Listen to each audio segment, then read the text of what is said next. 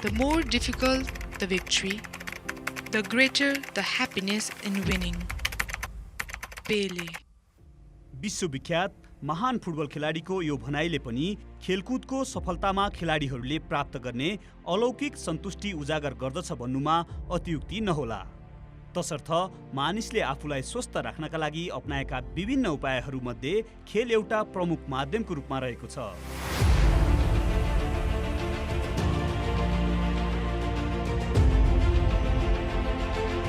कुनै पनि राष्ट्रलाई अन्तर्राष्ट्रिय क्षेत्रमा पहिचान गराउन र राष्ट्रको छवि उच्च बनाउनका लागि खेलकुद एक सशक्त माध्यम बनेको छ। त्यसैले खेलकुद क्षेत्रलाई अगाडि बढाउन थुप्रै सङ्घ संस्थाहरूको साथै व्यक्तिहरूको महत्त्वपूर्ण योगदान रहँदै आएको देखिन्छ। यस्तो संस्थाहरूमध्ये एक हो नेपाली सेना।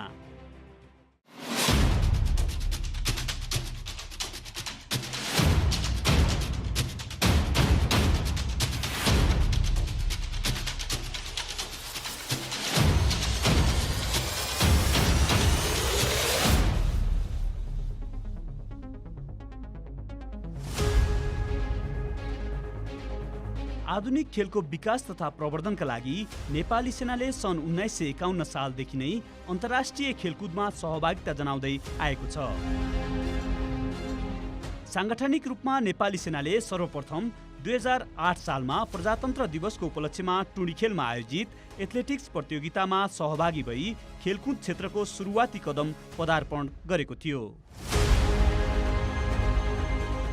त्यसैगरी राज्य स्तरबाट खेलकुद विकासका लागि पहिलो प्रयास स्वरूप विक्रम सम्वत 2015 सालमा राष्ट्रिय खेलकुद परिषदको गठन भएदेखि नेपालमा योजनाबद्ध र संस्थागत रूपमा खेलकुद विकासको बीजारोपण भएको देखिन्छ।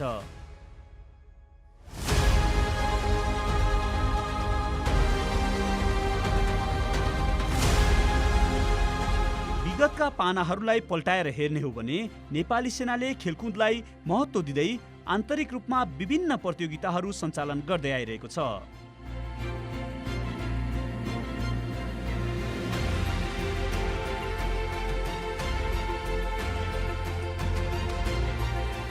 यस्ता प्रतियोगिताहरूले खेलाडीहरूमा सामूहिक भावना, कुशल खेल शैलीको विकास गर्नुका साथै मन, वचन र कर्मले समर्पित स्तरीय खेलाडीहरू उत्पादन गर्न तथा खेलको स्तरलाई अभिवृद्धि गर्न महत्त्वपूर्ण भूमिका निर्वाह गरेको देखिन्छ। हाम्रो अब यहाँ चाहिँ रेगुलर ट्रेनिङ हुन्छ। हामीलाई अब एकदम राम्रो सुविधा छ। खेलाडीहरूलाई ग्राउन्ड यस्तो राम्रो ग्राउन्डहरू छ। आफ्नो भविष्यहरूको अब सुनिश्चित गर्ने एकदमै धेरै कुराहरू फरक छ। कुनै पनि एउटा नयाँ प्लेयर अथवा यङ प्लेयरहरू केही गर्न चाहन्छु अथवा जुनै पनि गेममा फुटबल मात्र भन्दिनँ, सबै इभेन्टहरूमा पनि जुनै पनि प्लेयरहरू चाहिँ आएर नेपाल आर्मीबाट चाहिँ एउटा प्लेटफर्म पाउन सक्छ जस्तो लाग्छ मलाई। मेरो सब थोकै नेपाल आर्मी हो होइन। मैले एउटा स्ट्रगल फेजदेखि लिएर सपोर्ट गरेको नेपाल आर्मीले गरेको छ। म जे छु जहाँ छु नेपाल आर्मीकै सपोर्टबाटै भएको हो। नेपाली सेनामा राष्ट्रिय तथा अन्तर्राष्ट्रिय स्तरका खेलाडीहरू उत्पादन गर्ने उद्देश्यले व्यवस्थित रूपमा विक्रम सम्वत 2046 सालमा त्रिभुवन आर्मी क्लबको स्थापना भएको हो।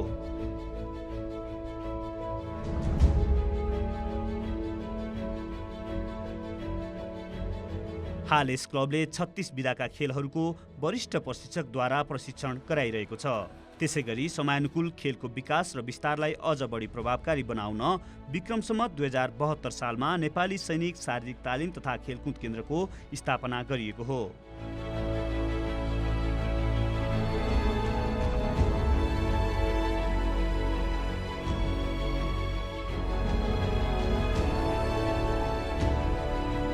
एउटा कुशल खेलाडी हुनको लागि यो उपयुक्त खेल योग्य वातावरण र त्यसको निरन्तरतालाई हामीले उच्च प्राथमिकतामा राखेका छौँ।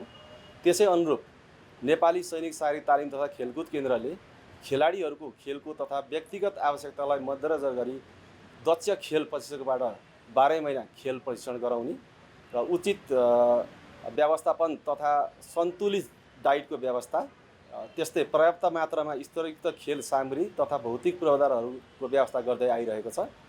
विगत 7औं तथा 8औं राष्ट्रिय खेलकुद प्रतियोगिताहरूमा च्याम्पियन भई नेपाली सेनाको छवि उच्च राख्न सफल यस त्रिभुवन आर्मी क्लबले आउँदै गरेको 9औं राष्ट्रिय खेलकुद प्रतियोगितामा समेत आफ्नो अब्बलता कायम राखी च्याम्पियन बन्ने लक्ष्यका साथ हामी अगाडि बढिरहेका छौँ।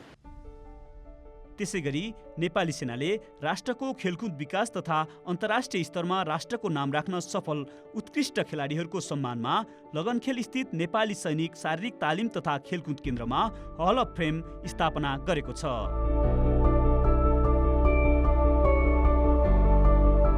सेनाबाट पहिलो मेडल पनि भित्र्याएँ, ओलम्पिकमा पनि हामी पहिल्यै गयौँ, पहिलो सेनाबाटै गएको हो। दोस्रो खेल्दा पनि हामी सेनाबाट 2 जना गएको हो जर्मन म्युनिकमा। र अहिले एकदमै राम्रो सुविधा आर्मीले दिएको छ। जस्तो नेपाल सेनाका खेलाडीले बाहिर विदेशमा एसियन गेम, साफ गेम, ओलम्पिकमा गएर पनि उहाँहरूले आफ्नो राष्ट्रको लागि म गर्छु भन्ने चाहिँ भनेर उहाँहरूले नाम सुन्दाखेरि गर्व लाग्छ मलाई। राष्ट्रिय खेलकुद परिषदद्वारा आयोजना गरिएको 7औं र 8औं बृहत राष्ट्रिय खेलकुद प्रतियोगितामा त्रिभुवन आर्मी क्लब समग्रमा च्याम्पियन बन्न सफल भएको थियो। त्यसको साथै असोज 28 गतेदेखि कार्तिक 3 गतेसम्म पोखरामा सञ्चालन हुने 9औं राष्ट्रिय खेलकुद प्रतियोगिता 2079 मा समेत नेपाली सेनाका खेलाडीहरूले राम्रो नतिजा हासिल गर्ने सम्भावना रहेको छ।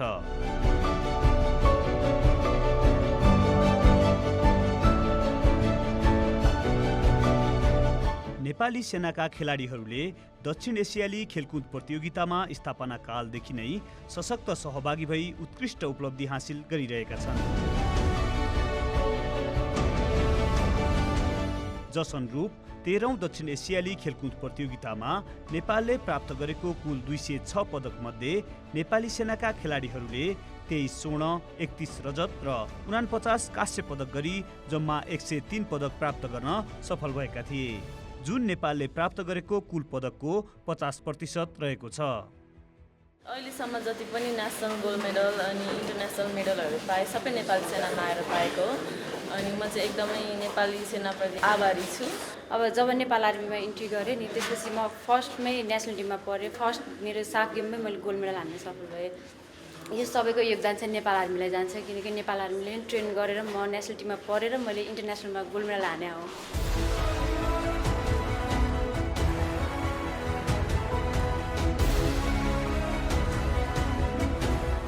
गेममा आबद्ध भएर मैले जे पनि अहिलेसम्म पाएको छु सबै नेपाल आर्मीले नै जुन फ्यासिलिटी दिनुभयो, जुन नेपाल आर्मीबाट मलाई प्लेटफर्म पाएँ, जुन बक्सिङमा खेलेर जुन अरू गेमबाट मलाई त्यति होप थिएन होला। आर्मी गेममा बक्सिङमा छिरेपछि चाहिँ जस लेडिजको चाहिँ पहिलो महिला बक्सर भएर निस्किन पाउँदा चाहिँ त्यहीबाट नै परिचय पनि दिन सकेँ मैले। बक्सिङ आर्मीमा नेपाली बक्सिङ पनि रहेछ, नेपाली महिला पनि रहेछ भनेर चाहिँ पहिलोचोटि चाहिँ चिनाउन पाएँ। जस सन् 1951 देखि सञ्चालन भएको प्रथम एसियाली खेलकुद प्रतियोगितादेखि हालसम्म नेपाली सेनाका खेलाडीहरूले आफूलाई अब्बल खेलाडी साबित गरी आफ्नो दरिलो उपस्थिति जनाउँदै आएका छन्।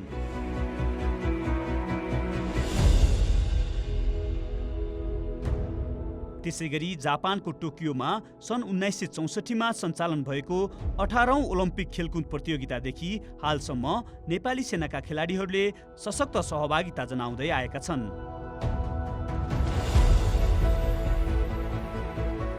मैले आर्मीको जबै स्टार्ट नगरेको, जबमा म भर्ती भएरै नआएको भएकोमा आज यो ओलम्पिकसम्म पुग्दिनँ।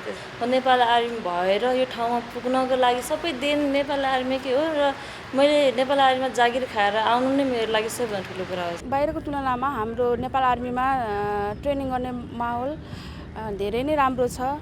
जस हामी साँझ बिहान ट्रेनिङ गर्ने वातावरण छ यहाँ।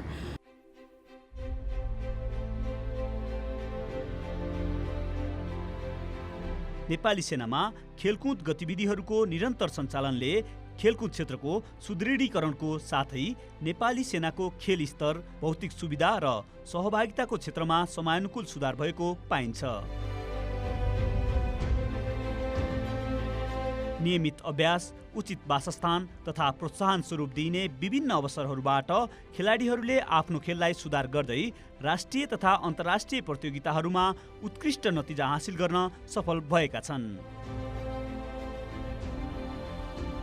मैले चाहिँ जस अन्तर्राष्ट्रिय मेडल भनेको 2013 देखि खेल्न सुरु गरेँ। सबैभन्दा पहिला मैले हाम्रो टिम इभेन्टबाट नै अक्सफर्म हङकङबाट स्टार्ट गरेँ। त्यसमा हामीले सेकेन्ड मेडल ल्यायौँ ग्रुपिङमा। त्यसबाट लगातार हामीले त्यहाँनिर चाहिँ अब अक्सममै खेल्दाखेरि हामीले कन्टिन्यू गोल्ड मेडल लिँदै आयौँ। त्यस पछाडि हङकङ गएर मैले भिब्राम 100 किलोमिटरमा गोल्ड मेडल, त्यस्तै चाइनामा गोल्ड मेडल र 2018मा मैले वर्ल्ड च्याम्पियनसिप पनि खेलेँ मैले स्पेनमा। त्यस्तै युटिएमआर फ्रान्स इटलीमा गोल्ड मेडल र युटिएमबी पनि मैले खेलिसकेको छु। अन्तर्राष्ट्रिय स्तरमा चाहिँ जब मेडल थाप्छु त्यतिखेर चाहिँ सबभन्दा पहिला मैले सम्झिने भनेको मैले नेपाल आर्मी लगाएँ। त्यतिखेर यस्तो गर्व फिल हुन्छ मलाई, जुन मैले त्यतिखेर चाहिँ यो ठाउँमा आएर अहिले म यसरी जितेँ, मैले यो मेडल जितेँ नेपाल आर्मीमै भएर। यदि नभएको भए कसरी चाहिँ हुन्थ्यो होला भन्ने म जहिले पनि स्मरण चाहिँ मेरो त्यसमा रहन्छ जहिले पनि। विगतदेखि वर्तमान अवस्थासम्म नेपाली खेलकुदको समग्र विकासमा मुख्य भूमिका निभाइरहेको नेपाली सेना अहिले नेपाली खेलकुदको अभिन्न अङ्ग नै बनेको राष्ट्रिय खेलकुद परिषदले पनि महसुस गरेको छ। नेपाली सेनाको मूल दायित्व त डिफेन्स हो, उसको रक्षा, देशको रक्षाको निमित्त हो। तर यसो हुँदाहुँदै पनि के हो भने खेलकुद पनि देशकै रक्षाको लागि हो नि त, एउटा अर्को महत्त्वपूर्ण कर्म। किनभने खेलकुदमा हुनेकै के हो भने अन्तर्राष्ट्रिय रूपमा हुने सबै प्रतियोगिताहरू र प्रतिस्पर्धाहरूमा देशको मेडल कसरी सुरक्षा गर्ने, देशको इज्जत र चाहिँ प्राउडलाई कसरी सुरक्षित गर्ने, देशलाई कसरी खुसी दिलाउने भन्ने कुरामै जोड रहेर केन्द्रित रहेर प्रतियोगिताहरू सञ्चालन हुने गर्छ र प्रतिस्पर्धाहरू हुने गर्दछ। त्यस कुरामा साँच्चै त्यो देशप्रतिको, राष्ट्रप्रतिको ओतप्रोत भावनाले सङ्गठित भएको एउटा सैन्य सङ्गठन भएर होला र त्यहाँबाट उत्पादन भएको र त्यसले दिएको खेल क्षेत्रमा खेलेको भूमिकाले होला र अन्तर्राष्ट्रिय प्रदर्शनहरू पनि राम्रो उपलब्धि हासिल गर्दै गइरहेको छ। र यसले नेपाली सेनाले अहिले खेलकुद क्षेत्रमा, नेपाली खेलकुदमा खास गरिकन एउटा नेतृत्वदायी नै खेलाडीको उत्पादनको, त्यसको विकासको, व्यवस्थापनको पनि हो। उत्पादन मात्र, खास गरिकन व्यवस्थापनको हिसाबले चाहिँ निकै ठुलो एउटा भूमिका, अहम भूमिका खेलेको छ। र त्यही हिसाबले पनि यो आफ्नो सैन्य सङ्गठनको महत्त्वपूर्ण कामको अलावा खेलकुदमा यो खेलेको भूमिकाले वास्तवमा सिङ्गो देशलाई खुसी बनाएको छ। नेपाली खेलकुदलाई पनि त्यही ढङ्गको उपलब्धि यसले प्रदान गरिराखेको छ।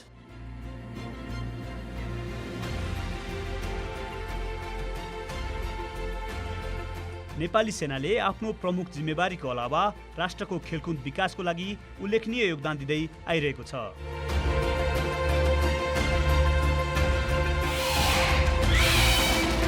भविष्यमा नेपाली सेनाले उत्कृष्ट खेलाडीहरू उत्पादन गर्ने संस्थागत र योजनाबद्ध सोचलाई अगाडि बढाउँदै लैजाने योजना रहेको बताउनुहुन्छ सैनिक तालिम महानिर्देशक उपरथी श्री सीताराम खड्का।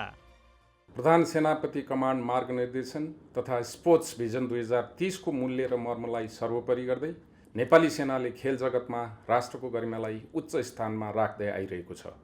यस कार्यलाई निरन्तरता प्रदान गर्न नेपाली सेना बहुआयामिक योजनाहरू तर्जुमा गरी कार्यान्वयनमा ल्याउने क्रममा रहेको छ। राष्ट्रिय तथा अन्तर्राष्ट्रिय प्रतियोगिताहरूमा खेलाडीहरूको सहभागितालाई व्यापक बनाउने, स्तरीय खेलकुद सम्बन्धी पूर्वाधारहरूको विकास गर्दै जाने, खेल सम्बन्धी तालिमहरूलाई व्यवस्थित गर्ने, खेलाडीहरूको मनोबल उच्च राख्न विभिन्न मनोवैज्ञानिक कक्षाहरू सञ्चालन गर्ने, विभिन्न राष्ट्रिय तथा अन्तर्राष्ट्रिय खेलकुद प्रतियोगिताहरू जस्तै प्रधान सेनापति राष्ट्रिय पुरुष भलिबल प्रतियोगिता, प्रधान सेनापति खुला म्याराथन तथा रन फर फन, प्रधान सेनापति अन्तर्राष्ट्रिय महिला फुटबल प्रतियोगिता, प्रधान सेनापति अन्तर्राष्ट्रिय ट्राई एडभेन्चर र प्रधान सेनापति अन्तर्राष्ट्रिय हाई अल्टिच्युड ट्राई एडभेन्चर जस्ता प्रतियोगिताहरूको सञ्चालनलाई निरन्तरता दिँदै जाने योजना रहेको छ। विभिन्न देशका सैनिकहरूबीच खेल मार्फत सम्बन्ध बढाउन तथा खेलकुद क्षेत्रको विकास गर्ने उद्देश्य राखी सन् 1948मा स्थापना भएको इन्टरनेसनल मिलिट्री स्पोर्ट्स काउन्सिल सिजमको स्थापना भएको थियो। यसै अन्तर्गत सञ्चालन भएको 7th मिलिट्री ओल्ड गेम 2019मा विभिन्न 13वटा खेलहरूमा नेपाली सेनाका खेलाडीहरूले सहभागिता जनाई पहिलो पटक नै आफ्नो अब्बलता देखाउन सफल भएका थिए। नेपाली सेनाले खेलाडीहरूको दक्षता अभिवृद्धि तथा खेलको माध्यमबाट सिजम अन्तर्गत सञ्चालन हुने विभिन्न प्रतियोगितामा खेलाडीहरूलाई सहभागी गराउँदा उनीहरूको क्षमता अभिवृद्धि हुनुको साथै मिलिट्री डिप्लोमेसीबाट विभिन्न मित्र राष्ट्रहरूसँगको सम्बन्ध समेत सुमधुर हुने विश्वास गरिएको छ। यसरी नेपाली सेनाले उत्कृष्ट खेलाडीहरू उत्पादन गरी नेपाली सेनाको छविलाई अन्तर्राष्ट्रिय स्तरमा उच्च बनाउन महत्त्वपूर्ण योगदान दिँदै आइरहेको छ। र भविष्यमा पनि नेपाली सेनाले राष्ट्रिय खेलकुद विकासको लागि अग्रपङ्क्तिमा नै रहेर निरन्तर रूपमा योगदान दिइरहनेछ।